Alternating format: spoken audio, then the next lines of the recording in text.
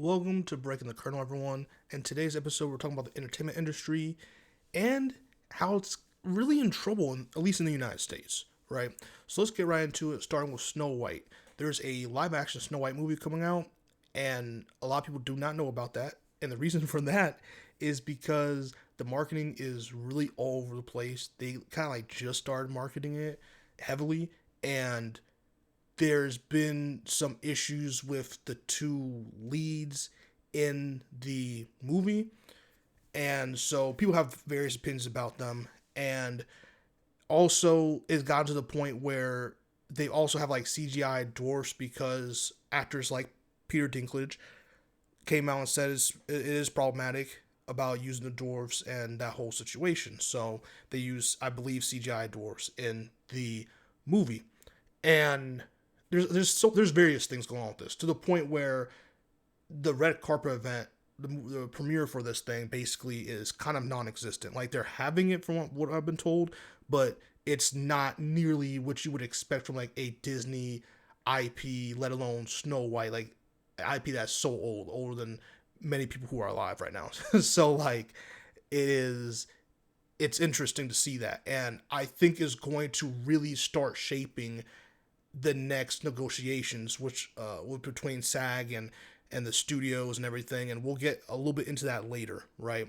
Next thing is Looney Tunes versus Warner Bros. Discovery. I don't know what the beef is between Looney Tunes and Warner Bros. Discovery, but it's deep. It's deeper than movies, man. Because there's a new Looney Tunes movie out. I think it's the first 2D movie for Looney Tunes in a theatrical window, and there was no advertisement, none. I don't even think the official Warner Bros. Discovery account on any social media platform even made a tweet saying that this movie's out. I'm being very serious, bro. And the movie, from what I've been told, what I've seen, is really well liked. It's a well liked movie, and no one in Warner Bros. Discovery seems to care. And there was that movie that got straight up completely done and just it got shelved.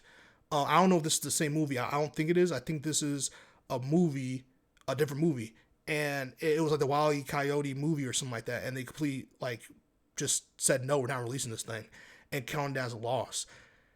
And so I don't know what the beef is. I mean, they've taken off on Max. They've taken out all Looney Tunes and they've taken out Sesame Street. I don't know.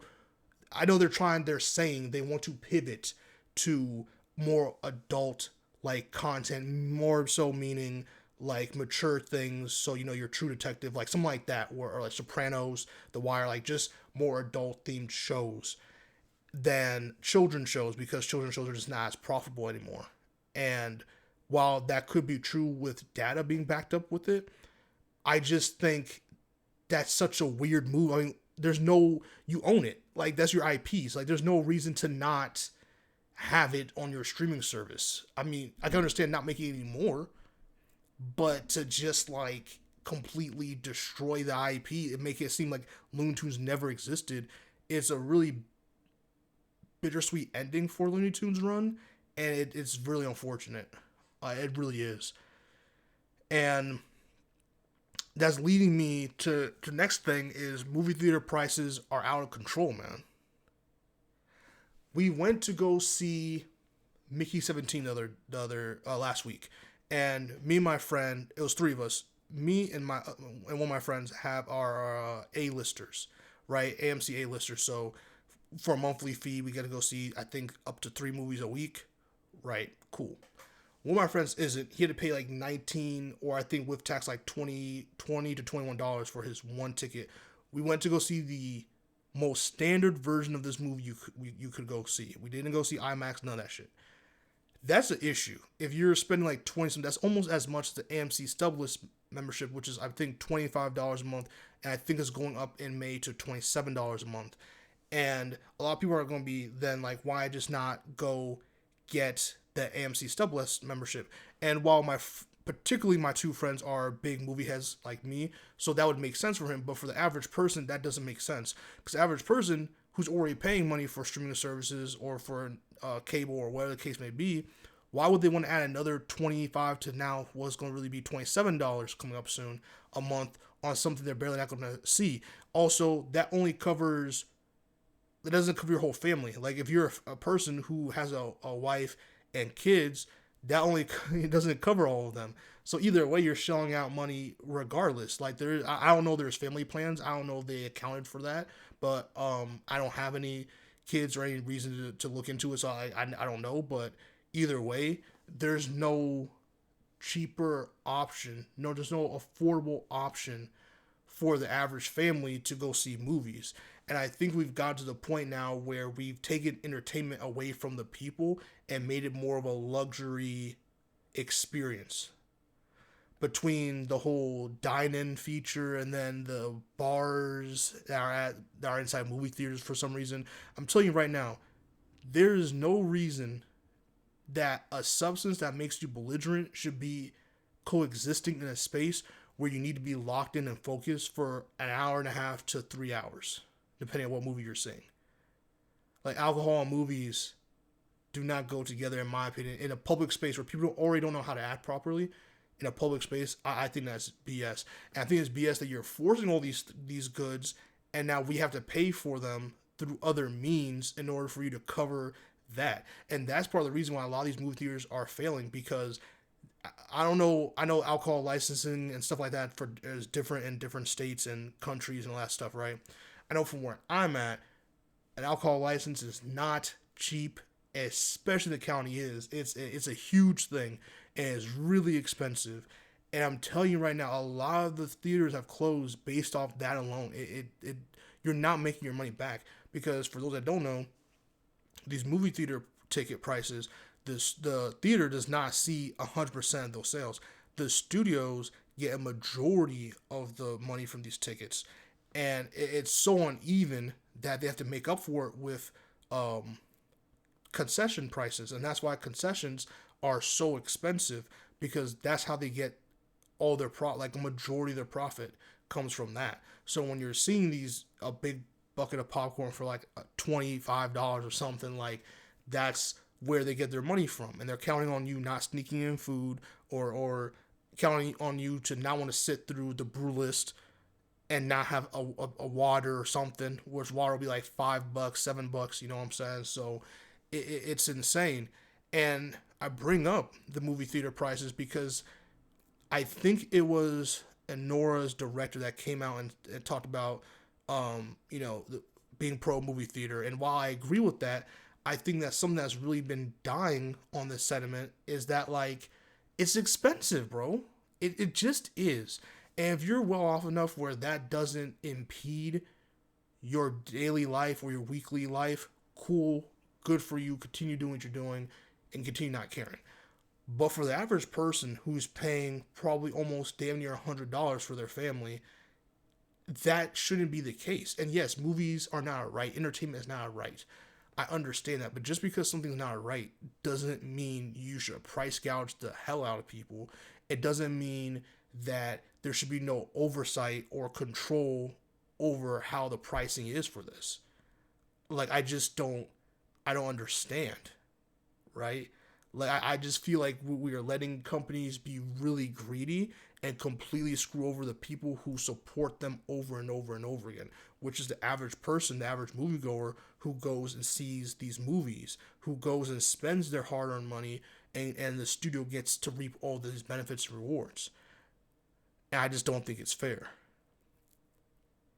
And I mean, movie studios, the next bullet point really was just like movie studios are being greedy. I kind of went over that, but like, yeah, they're just being greedy, man. Between the strikes, I mean, all the strikes they just had, and I just don't feel like they've learned their lesson. I mean, by the way, and this is kind of going out of the movie realm, but it's still an entertainment when it comes to video games. SAG-AFTRA is still on strike with the movie, or with the video game industry, right?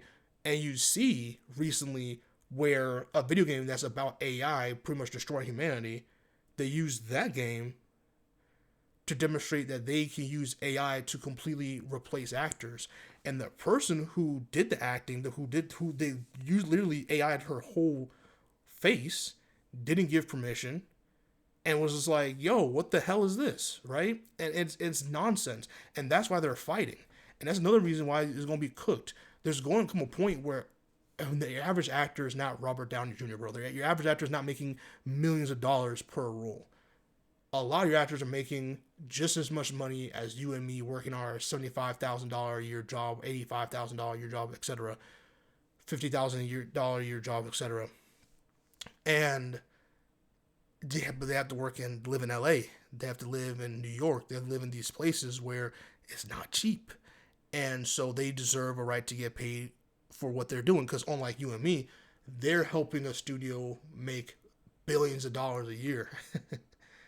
They're in movies that are making millions of dollars and they're only seeing pennies on top of that. And that's where that whole thing comes from. But the next part of the industry being in trouble is like within the industry, these actors, these makeup artists, the writers, the direct.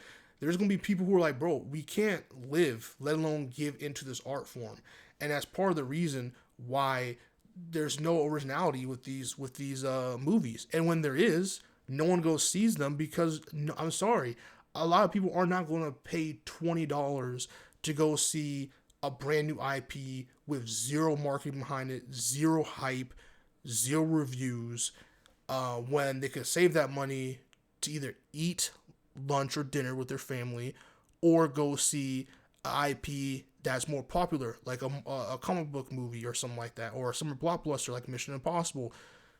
Movies like that who have social cachet in the industry, who have proven to be a good time. Like, okay, if I'm going to use this $25 or whatever, I'm going to make sure I'm going to have a good time. No one wants to go see a movie with that kind of money they're spending to go see a movie they don't know they're going to like, with, again, zero marketing.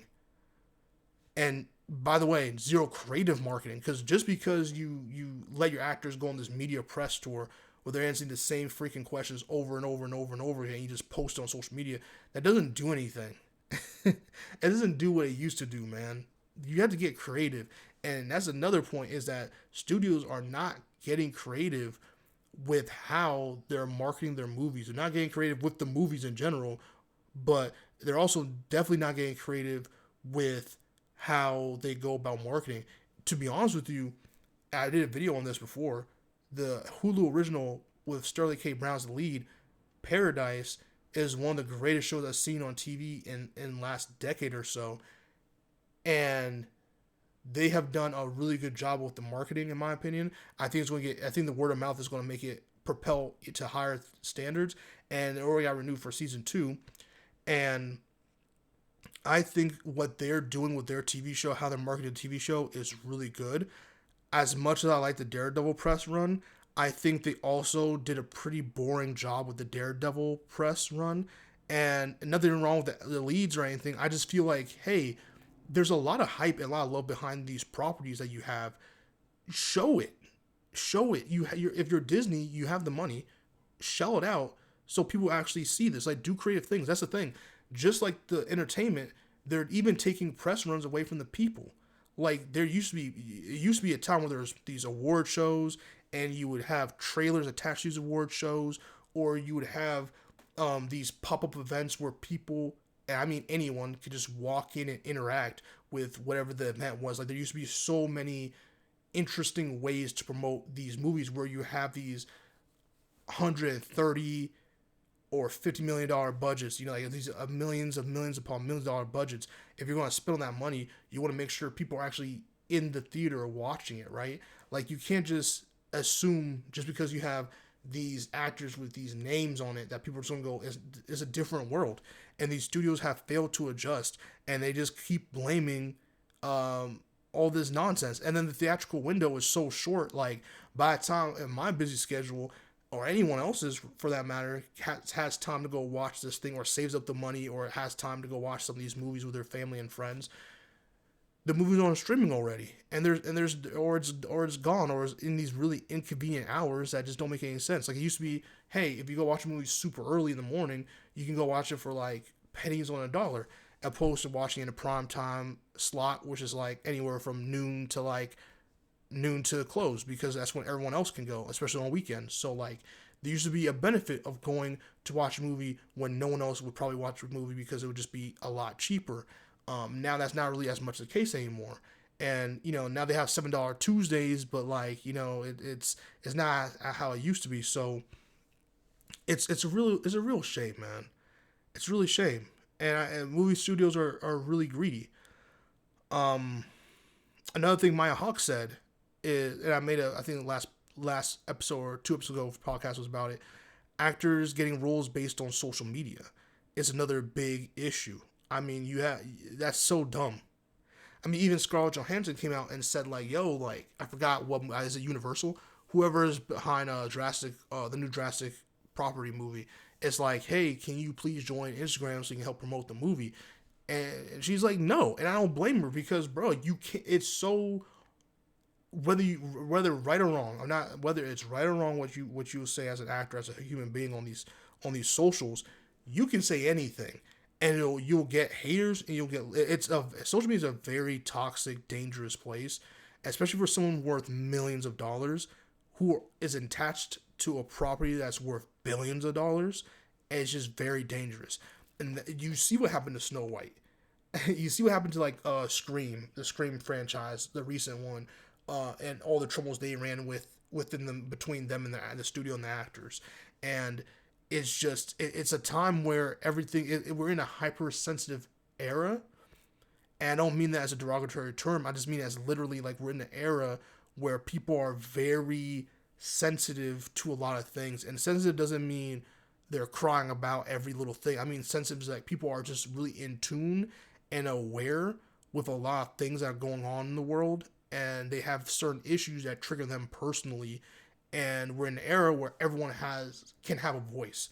People can just make a tweet or a video or a photo and launch it, whether right or wrong, with zero research, and can get anyone in trouble. Like we're just in a very sensitive time, very hypersensitive time, where everything needs to be calculated because you have millions of dollars on the line here. So you don't want it to bomb because your actor went out and said something, or your director did something, or whatever. Like it's a very, very, it's a very interesting time we're living in right now.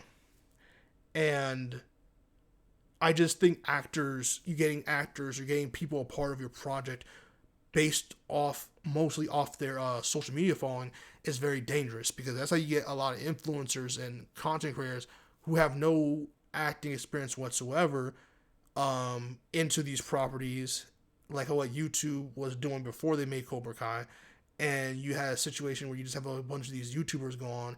It doesn't necessarily mean a good show's going to exist. Like there are YouTubers obviously who can produce the hell out of a show, or who really put their work in and can do it, but they went and got traditional training or got experience. Like just because someone has a million followers doesn't mean anything. It doesn't mean anything besides they know how to garner attention for what specifically they're doing. That doesn't mean they should be the next lead in Jurassic Park or Jurassic World or whatever you want to call it. So that's just really weird. And that's going to be a really big downfall. It's just greed and algorithms, man. AI algorithms, like, it's not going to do what people are saying. It's a tool and a resource, sure, but the problem is that at the end of the day, what it really is for a lot of people, especially studio execs, it's a way to save money, save a lot of time, and spit stuff out way quicker. Like make shows come out way quicker, and make video games come out way quicker, and completely bypass paying human beings for all their hard work.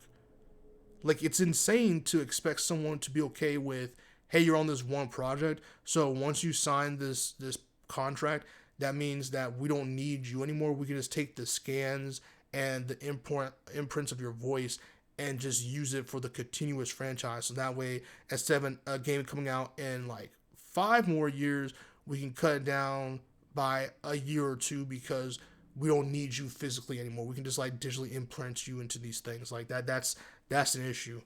And then they can just sign your voice or face away. So it's like, oh, I'm auditioning for this new movie or game. Well, yeah, we can't really use you because we use your print and voice for one of these background characters, or for this character that's in this movie for a little. Like there's so many different things that is an issue with it. So in my opinion, the SAG-AFTRA strike, like what happened with that, I think the next one's gonna be even longer because I really do think AI is gonna be way more advanced. I think a lot of companies are gonna be using it regardless, and people are gonna is gonna be in a different space, and it's gonna cause for a lot of concern, and that's gonna be a lot of hesitation. And I think studios are gonna have an issue with their talent going on social media, how they use social media, and how they go on podcasts or create podcasts. And I think the next negotiations are going to be about AI, social media, and podcasting. I really do. I think there's going to come a time where it's like, hey, we're going to have contracts. They're going to say that you can't run your own social media account, or while we're creating this film from this month to this month, or until the release of this film, you're not to use social media for any reason whatsoever, or you have to keep the name of our project out of your mouth at all times. You can't answer any questions about anything. If someone even mentions the movie, you just have to walk away. If there's even one clip of you discussing our film or discussing anything about the film, unless we tell you to do it, unless we have our PR team market some type of statement for you to say about this film, we're going to sue you. And all these podcasts and shit, you cannot have a podcast if you're going to be a part of this project or a part of our universe or whatever the case may be. Or, hey, depending on how big your podcast is going to depend on whether we hire you or not. And on these podcasts you own or are part of, you have to promote the movie X amount of times, or we have some exclusivity to this while you're working on a project. It sounds all butters. It sounds insane, but I'm telling you, like, these studios are going to get sick and tired of what's going on, and they also see a bunch of ways to make money and capitalize and own the talent. And the next negotiations, these three things will come up. I'd be shocked if it didn't. I'm not saying the studios are going to get their way.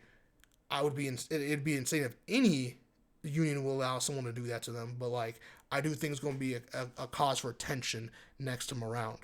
And I think abandoning physical media like DVDs, Blu-rays have really cost studios, because the way to make your money back is all these people paying for all these exclusive Blu-rays. Like, instead of spending money for these weird ass popcorn buckets, which I do like to collect popcorn buckets, but these weird popcorn buckets, it's like, hey, let's make these really cool box sets for like these movies. And like, for example, the Dune. I don't know how many Dune movies are gonna make, but let's just say there was 3 Dune movies.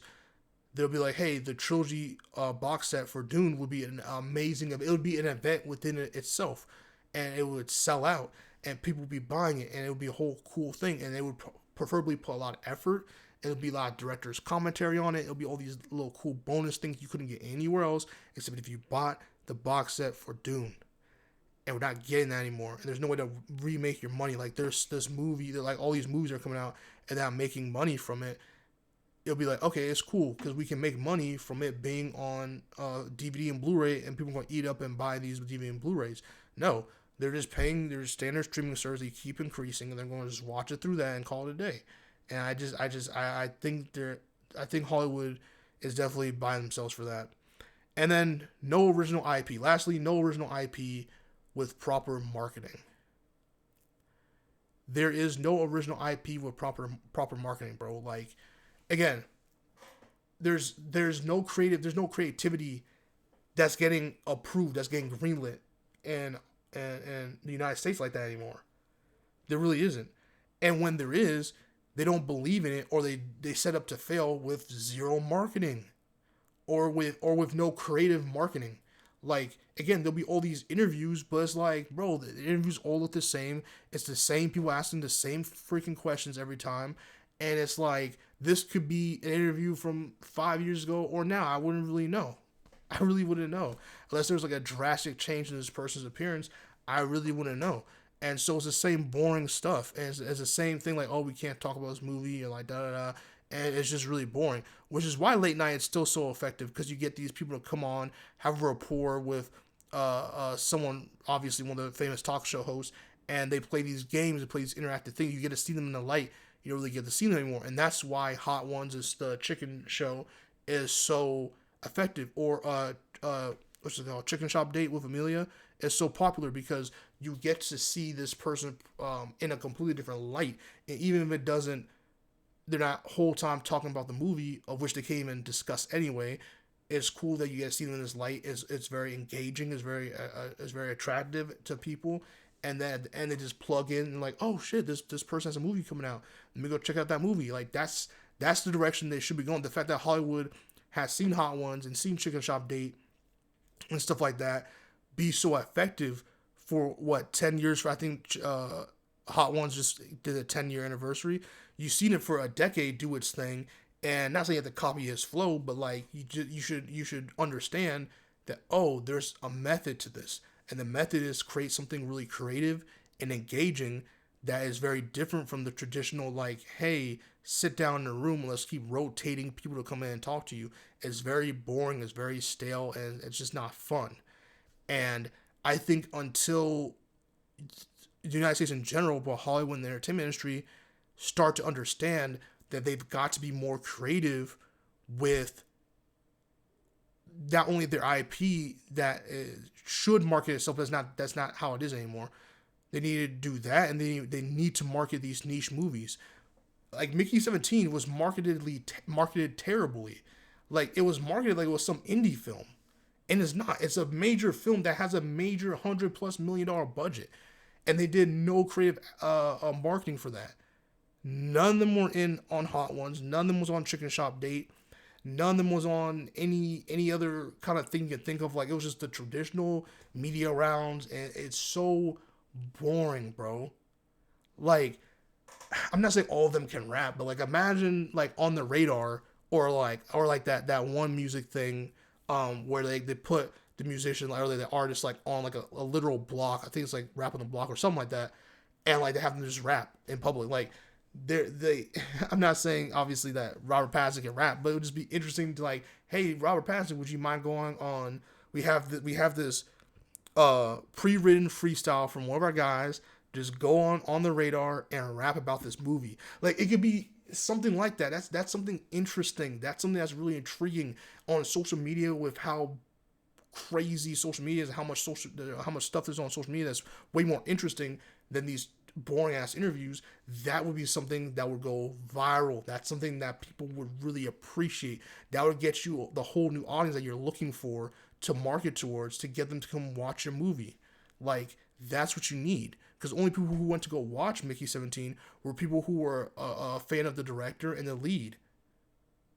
And you didn't get anyone else because you didn't market it to the people. You didn't go to where their people are at. You're trying to make people go to you like it's the early 2000s. You can't do that anymore. You have to keep going to the people. And going to the people doesn't mean let's just be online, because everyone has cell phones. That's not special. Like that's not special. You have to. There's so many better, interesting things on social media than your shitty interviews. Not saying the interviews are shitty. I'm not talking about the interviewers. They're amazing people who do a great job. It's just that compared to Hot Ones, compared to Chicken Shop Date, compared to some of those things, I say those two like those are the gold standard in my opinion. Those shows are interesting. Those shows are dynamic, and they have time with the guests. These podcasts are all. I completely forgot about podcasts. These podcasts are interesting too, because they get an hour change with some of these people. Like it's in the interview, the research, and honestly, these press junkets, for people who don't know, you get like 5 minutes if you're lucky with these people, bro. You get very little time, if at all, and so it leads to like some of the most generic, boring. They have to do a lot with very little, and it's very unfortunate. So I didn't mean that to say all that to like destroy interviewers, but it's going to come to a point where they're not going to be doing those press junkets as much anymore, bro. Or they're going to be very careful. They're going to be very, very careful. Like, I wouldn't be surprised. I don't know if they already do this already. If they don't, then this is part of the reason why Hollywood fails so much right now. Is that I wouldn't be surprised that going forward, they're just like, yo, forget all these press junkets. We're not doing them anymore. We're going, instead of the press tour is going to just be you going on these podcasts. Or you're going to be going to podcasts. You're going to be doing like the Tonight Shows, basically. You're going to be doing Good Morning America. You're going to be doing stuff like that. Other than that, you're doing a podcast tour, bro. You're going on the major podcasts. You're going on all the major YouTube channels. They have all these different shows. I know they're like, I think one's called Mythical Kitchen. There's so many different, more interesting ways to promote movies and do things that I'm surprised studios haven't been like, yo, we're going to give the bag to these podcasters, bro, because people are watching their podcasts more than these press junket videos, and we can clip a lot more from these podcasts that will garner way more attention to our movie than some of these press junkets. And I just, and it's unfortunate, but I really do think the days of press junkets, the days of some of these more traditional ways of doing things are over, and it's gonna be a lot more of like, yo, let's go. That's how they should use following. It's like, yo, where are the followers at? Let's go to those people. Like, not just about being on the internet. Let's strategically go to certain shows that make sense for us and where we want to get more people or where our demographics at, and let's go do that. And especially if you do international tour. The international tours, those people have podcasts probably they listen to locally to that country or something like that. Like, let's go on those shows. Let's promote on those airwaves. Like, those are some things that should be done way more. And I don't think Hollywood's doing that because a lot of ego and a lot of like trying to save money and costs and all that stuff. And I just think it's going to be bad, and it's just not going to be doing well. So those are my thoughts on the entertainment industry in the United States while they're in trouble. I really do hope for better and for more. So we'll definitely see.